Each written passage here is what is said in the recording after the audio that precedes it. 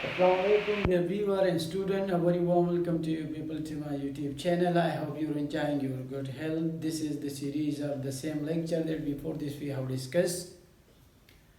In our today's lessons we are going to discuss some new fun with you that maybe there are some doubts as well as some confusion that in your mind and you are unable to clear all these things during examination. So I try my best to make them all these things clear for you people. So our today's topic is the same series and we have so many words to discuss. So our today's word is that we are going to use is since. Since is a word which means from that time, right? From that time or from a specified time. Since जो है इसका मतलब हम से भी करते हैं जो कि एक ख़ास टाइम से एक काम शुरू हुआ हो या किसी एक ख़ास मुद्दत से काम स्टार्ट हुआ हो, एक ख़ास पीरियड से टाइम से, लेकिन टाइम का जिक्र कर रहा है। लेकिन इसका जब हम मुख्तलिफ़ तरीक़ों से इसका यूजेज करेंगे तो फिर इसकी मीनिंग भी साथ साथ चेंज हो जाएगी और मीनिंग के साथ साथ जो इसका स्ट्रक्चर भी चेंज होगा और इसका ग्रामेटिकल जो स्टेटस है वो भी चेंज होगा। तो सिंस जो है, तो सिंस का मतलब एक भी बनता है कि from a specified time, from a specified time, in एक ख़ास टाइम से, एक ख़ास वक्त से। इसको अगर हम एडवर्ब के तौर पे यूज़ करें यानी from specified time, for example in the fast, यानी पास्ट में बात हो रही है और यहाँ तक प्रेजेंट तक वो बात जो है वो आ चुकी है। यानी कि फॉर एग्जांपल 1 घंटे से पहले, 2 3 4, 1 दिन, 2 3 4 5 6 दिन से पहले वगैरह वो बात यहाँ तक आ रही हो, एक कंटिन्यूटी इसमें हो। सिंस का इस्तेमाल अगर मिसाल के तौर पर हम एडजेक्टिव के तौर पे करेंगे तो फिर इसकी मीनिंग जो है वही फ्रॉम स्पेसिफाइड टाइम, यानी कि माजी में जो है एक काम स्टार्ट हुआ हो और अभी तक रिसेंटली वो पहुंच चुका हो। फॉर एग्जांपल अगर मैं कहूँ एक सेंटेंस कि I met him last year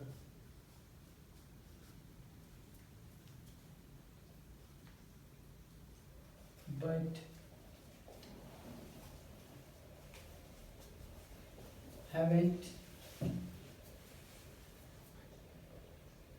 seen him since। यहाँ पे एक एडजेक्टिव के तौर पे यूज हुआ, सारे एडवर्ब के तौर पे यूज हुआ, ये एडवर्ब के तौर पर हम यूज करते हैं, एक एडवर्ब के तौर पर ही यूज हुआ सिंस, जो कि एक टाइम को जो है वो शो कर रहा हो।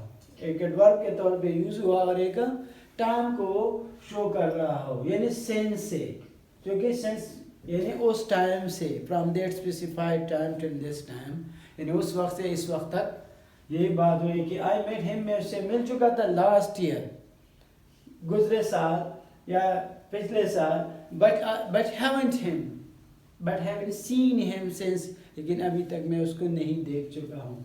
अगर इसके साथ जो है इसको प्रीपोजिशन के तौर पे यूज़ करें, प्रीपोजिशन के तौर पे अगर हम इसको यूज़ करें तो प्रीपोजिशन के तौर पे इसका मीनिंग होगा कि फ्रॉम स्टार्टेड पॉइंट से, जैसे कि हम परफेक्ट कंटिन्यूअस टेंस में जो है करते हैं, फ्रॉम स्टार्टेड टाइम से,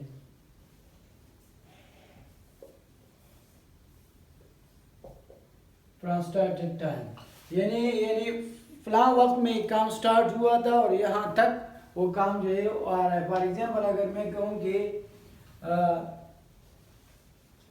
it has been raining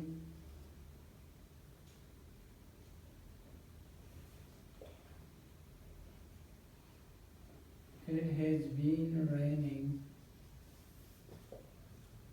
since Monday.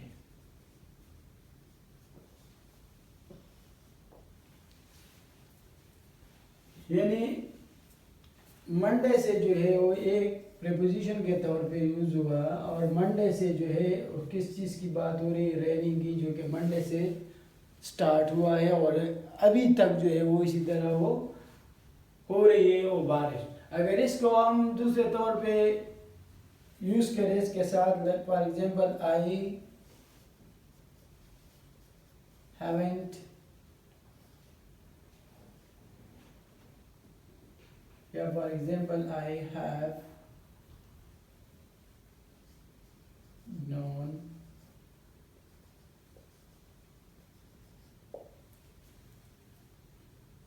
since last year, ये भी है। तो यहाँ पे क्या यूज हुआ, एक प्रीपोजिशन के तौर पे यूज हुआ जो कि लास्ट ईयर की बात कर रही है, ठीक है। और इसकी यानी प्रोनाउन की, नाउन प्रोनाउन की वजाहत में इसका पोजीशन वाज़ेह कर है कि पिछले साल से उसके साथ मुलाकात हुई थी और फिर या पिछले साल से वो इसको जानता है वगैरह वगैरह। तो इसका इस्तेमाल हुआ है प्रीपोजिशन के तौर पे। अभी अगर इसका कंजंक्शन के तौर पर हम इसका इस्तेमाल करेंगे, जैसे कि कंजंक्शन का आपको पता है कि एक दो सेंटेंसेस को या दो फ्रेज, दो क्लास वगैरह को जोड़ रहे हो, तो कंजंक्शन का मतलब फिर यही होता है कि फ्रॉम दैट टाइम, यानी उस वक्त की बात हो रही, from that time, it is talking about time in the past, from that time. For example अगर मैं कहूँ एक सेंटेंस के I have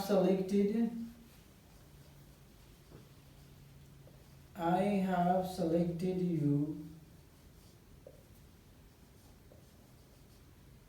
since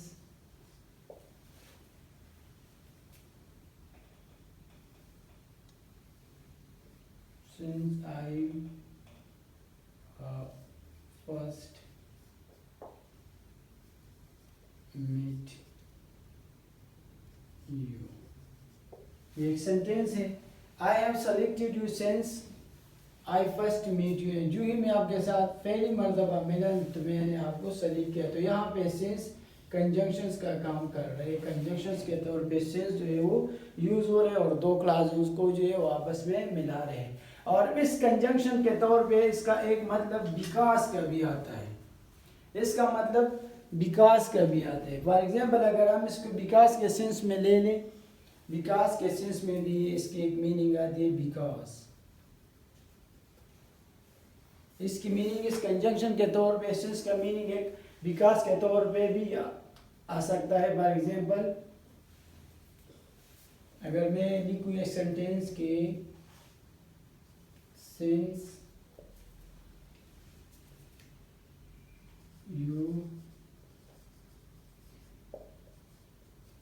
didn't call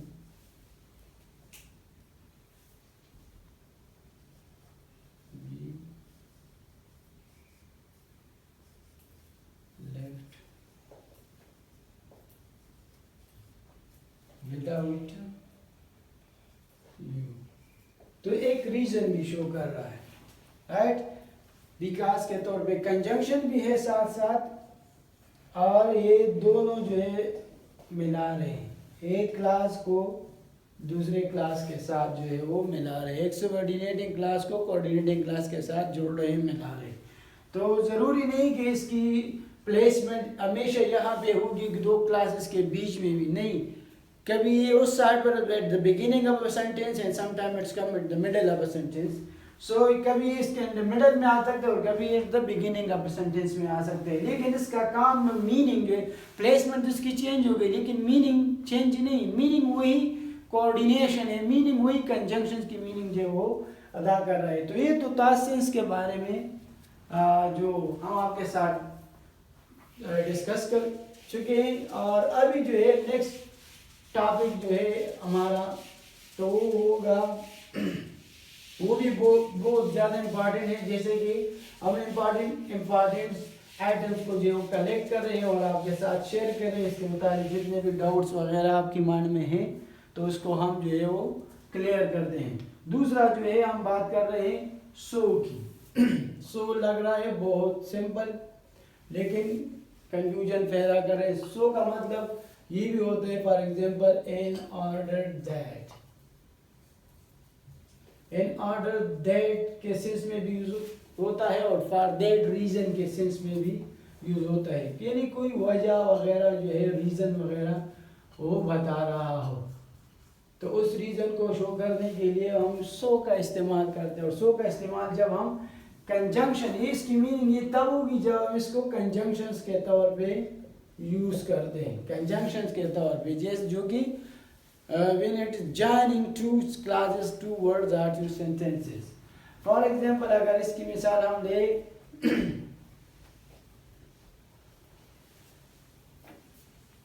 for example के she wanted a book, so she went to library. यानी वो एक किताब चाहती थी और इसीलिए फॉर दैट रीजन यूज हुआ है एज ए कंजंक्शन और शो करते हैं रीजन को। In order that, for that reason she went to library to get that book to be study. For example, आपने स्टडी के लिए उनको किताब चाहिए था और किताब नहीं था तो वो लाइब्रेरी चली गई, तो लाइब्रेरी को जाना पड़ा उनको, तो सो को हमने यूज किया एज अ कंजंक्शंस के तौर पे यहाँ पे। और जब हम इसको एडवर्ब के तौर पे यूज करते हैं तो एडवर्ब के तौर पे इसकी मीनिंग जो है फिर वो चेंज हो जाती है। फॉर एग्जांपल एडवर्ब के तौर पे ये इसकी मीनिंग बन जाती है वेरी, जैसे कि उर्दू में हम कहते हैं कि इतना और बहुत के सेंस में हम इसको यूज करते हैं एडवर्ब के सेंस में। तो एडवर्ब के सेंस में हम इसको किस तरह यूज करें? फॉर एग्जांपल अगर मैं कहूँ कि he is so good, अभी देख ये गुड जो है ये एक एडजेक्टिव है और यहाँ पे ये जो यूज हुए इनफॉर्मल वे है, इनफॉर्मल तौर पे हम इसको यूज करें। और सो यहाँ पे क्या है? सो यहाँ पे जो है एडवर्ब के तौर पे यूज हुआ है। अगर मिसाल के तौर पर मैं कहूँ कि आई एम सो सॉरी, तो सारी फिर अगेन जो है वो क्या है? एडजेक्टिव है और सो जो है यहाँ पे एडवर्ब के तौर पे यूज हुआ है। फॉर एग्जाम्पल अगर मैं कहूँ कि इट वॉज सो हॉट, फिर वही it was so hot outside, right. या फॉर एग्जाम्पल अगर इसको हम यूज करें कि he was so good, he was so good, they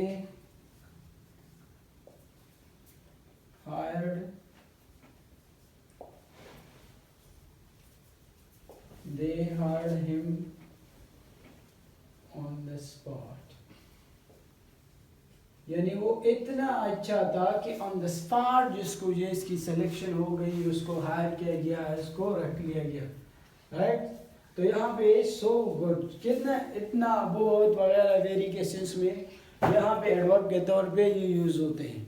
इसको जब हम एडवर्ब के तौर पे यूज करते हैं तो इस साथ साथ जो इसके मीनिंग वगैरह भी from structure to structure will be changed, but it should not remain the same, that we focus on the same sentence that for example in order that for that reason. No, it will give such type of meaning but in different grammatical profile.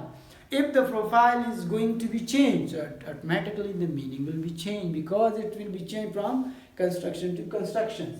Next we are going to discuss it for example as a adjective. When we are going to use it as an adjective, so automatically as I told you that it will get changed its meaning. तो जब हम इसको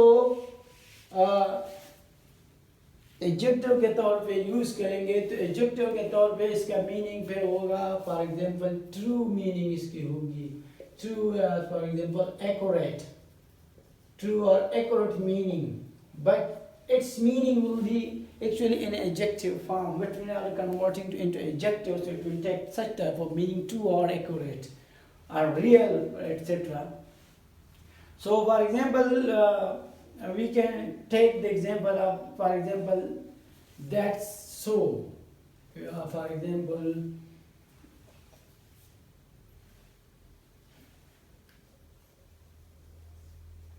that is so, you are responsible, so you are responsible for this.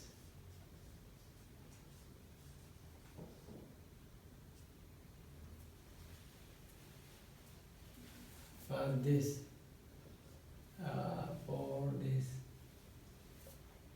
is not so. तो यहाँ पे इसकी meaning जो है ट्रू एक्यूरेट के सेंस में आते हैं. For example that is so you, ये it mean that is so, ये ठीक आप थे, ये आप ही थे, you are responsible for this, जो आप इसके जिम्मेदार है. Is it not so? इसी तरह नहीं. For example it is confirm the thing, it confirm the question, it confirm the thing, the statement that you are going to be asked. जब हम को कहते हैं कि आप इस चीज़ का रिस्पॉन्सिबल है, क्या आप नहीं हैं, तो we are going to confirm the statement. But when we are going to confirm the statements over here, so gets the meaning, also give us the meaning of accurate as well as right as well as true. So this is the situation that we are going in a adjective, because we are using it in the form of adjective, and the status of adjective, so it will give it such type of meaning. For example, इसके अलावा जो है हम इसको interjections के तौर पे use करेंगे. तो interjections के तौर पे फिर इसकी मीनिंग जो है वो भी चेंज होगी. इन मीनिंग से जो है उसकी मीनिंग चेंज होगी. अगर interjections के तौर पे हम इसको यूज करते हैं,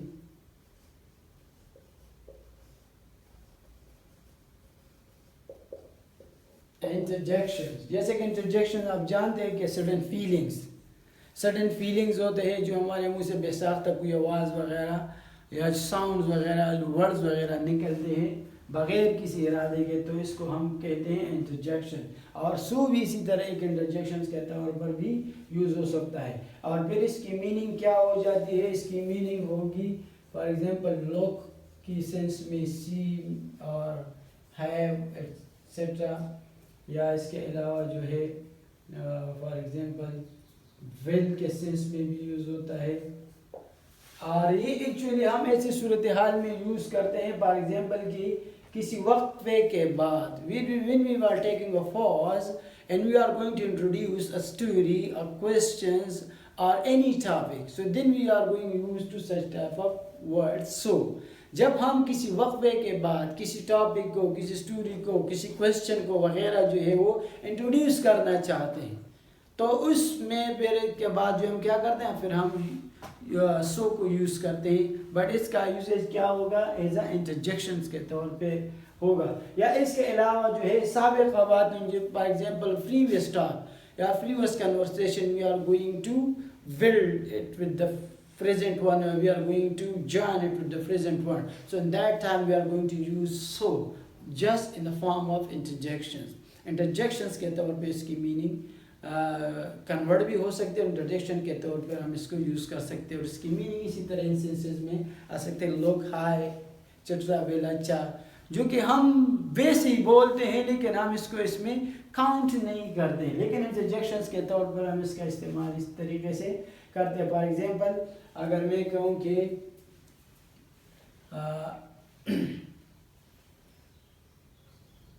सो लेट्स गो होम, यहाँ पे जो है सो का बिल्कुल एक इंटरजेक्शन के तौर पर हमने सो को यूज किया। इस नहीं कि अक्सर हम सो लेट्स गो होम, सो यानी इस सो का मतलब एक इंटरजेक्शंस के तौर पे, लेकिन ये इंटरजेक्शन है before this I have told you that it is just the sound or certain feelings without thinking and without intention we are going to express such type of word or such type of sounds, but in written form it has no, what we say, it has no status, but sometimes we are using it so, but so doesn't mean that, but so means look, so means acha, so means okay, so means etcetera etcetera, तरह तरह के meaning में हम इसको ले सकते हैं, लेकिन ये इंटरजेक्शन के तौर पे है। सिर्फ हमारे वैसे हम कोई बात करते हो हम कह रहे हो so get start, so let's get started, so का मतलब वही नहीं बनता है जो कि सिर्फ एक इंटरजेक्शन, एक साउंड के तौर पे इसकी मीनिंग आ सकती है। फॉर एग्जांपल अगर हम कहें कि, या फॉर एग्जांपल हम कहें कि so what will you have, so what will you have as a question, because it comes in the type of question, we use it in a type of question, so what will you have, इसका मतलब तो और आप क्या चाहेंगे, for example और आप क्या लेंगे एक्सेट्रा। सो का मतलब ये नहीं है कि फर्स्ट, जरूरी नहीं है कि हर जगह इसके फर्स्ट, बस सो एक जस्ट साउंड्स के तौर पे हम इसको यूज कर सकते हैं। या फॉर एग्जांपल हम कहते हैं कि so how does the story and, is another questions, so how does the story end, so ये सारे के सारे जो एक इंटरजेक्शंस के तौर पे यूज हुए हैं, इंटरजेक्शंस के तौर पे, और इंटरजेक्शंस के तौर पे जब यूज होते हैं तो इसका काम सिर्फ साउंड्स का होगा और सडन फीलिंग्स का होगा, ये नहीं कि कंप्लीट मीनिंग का होगा। और इसकी मीनिंग इसी सेंस में आते हैं जैसे कि हम कहते हैं कि लो, सी, हाई, एक्सेट्रा, वेल एक्सेट्रा, इसके सेंस में जो है हम इसको यूज करते हैं, राइट। अभी हम आपके साथ शेयर कर रहे हैं another word and that word is some. Some जो है ये भी मुख्तलिफ मीनिंग देते हैं। तो सम जो है कभी कभार काउंटेबल नाउन के साथ भी और कभी कभार जो अनकाउंटेबल नाउन के साथ भी यूज होते हैं सम का मतलब हम लेते हैं कुछ, चंद, सर्टेन नंबर एटसेट्रा, इसके लिए हम यूज करते हैं सर्टेन नंबर, या उर्दू में हम इसकी बात करते हैं चंद, कुछ वगैरह के सेंस में यूज होते हैं। जब कुछ की मीनिंग में आ जाए कुछ की मीनिंग में, तो कुछ की मीनिंग में इसका मतलब बनता है जिसको हम एक ऐसी चीज को अनकाउंटेबल नाउन की तरफ हम इशारा करते हैं। अनकाउंटेबल नाउन जो है हमारी माइंड में है, और जब हम चंद, तो चंद का मतलब is a countable noun, because we are concentrating on countable noun, because the thing which are countable we can easily count them, or the thing which are unable, that the thing which is beyond the counting, the thing which are unable, we are unable to count them, that is called non countable as well as uncountable noun। so यहाँ पे जो है ये दोनों चीजों की तरफ जो है वो इशारा करते हैं, countable as well as non countable के साथ की तरफ। तो सबसे पहले हम इसका जो कहते प्रोनाउन के तौर पर जब हम इसको यूज करते हैं, तो प्रोनाउन के तौर पे इसकी मीनिंग बनती है जैसे कि चंद, कुछ वगैरह वगैरह के सेंस में। और मिसाल के तौर पर अगर हम इसके ऊपर सेंटेंस लेके, तो हम लिखेंगे कि फॉर एग्जांपल कि सम एंजॉय हॉलीडे, यानी कुछ लोग जो है, कुछ पर्सन जो है वो हॉलीडेज को जो है वो एंजॉय करते हैं। या for example some enjoy fast food वगैरह वगैरह जो है, या कोई छुट्टियों को एंजॉय करते हैं, कोई जो है फूड को एंजॉय करते हैं, कोई खेल कूद को वगैरह जो है वो एंजॉय करते हैं। तो ये जो यूज हुए सेंस सम के। और इसी तरह इसके अलावा हम इसको एक इंडेफिनिट प्रोनाउन में एक इंडेफिनिट क्वांटिटी की तरह के तौर पे भी यूज करते हैं, जैसे कि इंडेफिनिट क्वांटिटी। इंडेफिनिट क्वांटिटी क्या होती है? इंडेफिनिट क्वांटिटी, इंडेफिनिट क्वांटिटी जो है मिसाल के तौर पे हम ऐसे करते हैं कि हम एक ख़ास तादाद को नहीं बल्कि बस जो मुँह में आ जाए अटकली, जिसको हम के रैंडमली हम किसी चीज़ की तरफ इशारा के, for example can we have some of them, तो सम का मतलब फिर क्या बन जाते हैं, यानी कुछ के सेंस में सम ऑफ देम, यानी वो चीज़ देम वो भी प्रोनाउन है, तो देम का मतलब ही से ही पता चलता है कि ये चीज़ जो है काउंटेबल है। फॉर एग्जांपल अगर एक सेंटेंस में लिखूं can we have some of them, तो यहाँ पे सम ऑफ देम का जो है वो यूज हुआ है एज अ इंडेफिनिट क्वांटिटी की तरफ है। एक ऐसी क्वांटिटी जो कि बिल्कुल डेफिनेट ना हो, जो बिल्कुल एग्जैक्ट ना हो, आगे पीछे कम और ज्यादा वगैरह, जिसका वैसे एक कंसेप्ट होता है कि बस थोड़ा बहुत का ही मतलब ये सेंस बनता है कि बिल्कुल ही एग्जैक्ट फिगर नहीं है, तो इसको हम कहते हैं इंडेफिनिट क्वांटिटी। और इंडेफिनिट क्वांटिटी के अलावा जो है ये इंडेफिनिट अमाउंट के तौर पर भी यूज हो सकता है, इंडेफिनिट अमाउंट के तौर पे। तो ये इसका इस्तेमाल जो है मुख्तलिफ होता है इंडेफिनिट अमाउंट के तौर पे और यूज़ होता है एज अ प्रोनाउन। तो प्रोनाउन के तौर पे जो है इसकी मीनिंग जो है वो बहुत ज़्यादा होती है, या इसका यूजेज जो है बहुत ज़्यादा होता है और साथ साथ इसकी मीनिंग भी जो है वो चेंज हो जाती है। इंडेफिनिट अमाउंट के तौर पे जो कुछ हम यूज़ करते हैं तो इसका मतलब अपार्ट भी होते हैं, यानी इस चीज़ का कोई हिस्सा वगैरह टुकड़ा वगैरह अपार्ट भी होता है। फॉर एग्जांपल अगर मैं कहूँ एक सेंटेंस में इसी तरह लिखूँ कि फॉर एग्जांपल प्लीज़, मैं एक सेंटेंस लिखूँ कि प्लीज़ गिव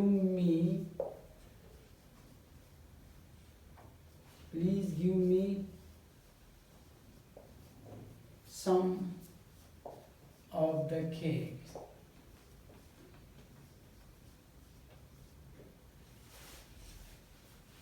तो इसका मतलब ये बनता है कि सम ऑफ द केक का मतलब ये बनता है कि अपार्ट अमाउंट, यानी उस केक का एक टुकड़ा, एक हिस्सा। तो ये सम यूज हुआ है प्रोनाउन के तौर पर किस चीज को शो करते हैं? अमाउंट को शो करते हैं। यहाँ पे जो है ये क्वांटिटी को शो करते हैं, सम ऑफ देम, क्वांटिटी और अमाउंट, यानी किसी चीज का एक टुकड़ा और किन में से कुछ लोग या कोई चीजें वगैरह वगैरह जिसको हम गिन सकते हैं। तो इसके अलावा जो है ये यूज होते हैं, और इसके अलावा एक यूज होता है एक एडजेक्टिव के तौर पे, और एडजेक्टिव के तौर पे जब ये यूज होता है तो एडजेक्टिव के तौर पे फिर इसकी मीनिंग भी चेंज हो जाएगी, क्योंकि फिर जैसे कि मैंने बात की कि काउंटेबल और अनकाउंटेबल, यानी इसको हम काउंटेबल और अनकाउंटेबल नाउन के साथ भी यूज कर सकते हैं।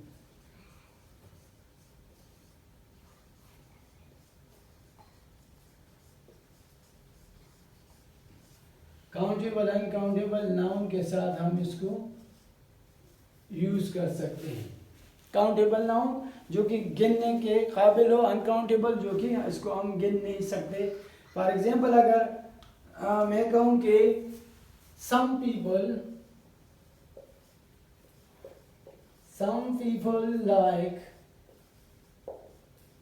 like milk, तो मिल्क जो है यहाँ सारी सम पीपल जो है, तो ये सम जो है पीपल को मॉडिफाई करते हैं और सम यूज हुआ है एज अ एडजेक्टिव के तौर पे। तो ये पीपल जो है ये हम गिन सकते हैं। फॉर एग्जांपल 2 बंदे तो वो भी पीपल है, 3 है, 4 5 6 7 जितने भी है 1000 2000 जिसको हम गिन सकते हैं। तो यहाँ पे ये यूज होते हैं सम पीपल, वो पीपल जिसको हम गिन सकते हैं। तो ये काउंटेबल नाउन के सेंस में आ गया, काउंटेबल नाउन के सेंस में आ गया। या इसके अलावा जो है अगर फॉर एग्जांपल अगर मैं कहूँ कि फॉर एग्जांपल के वुड यू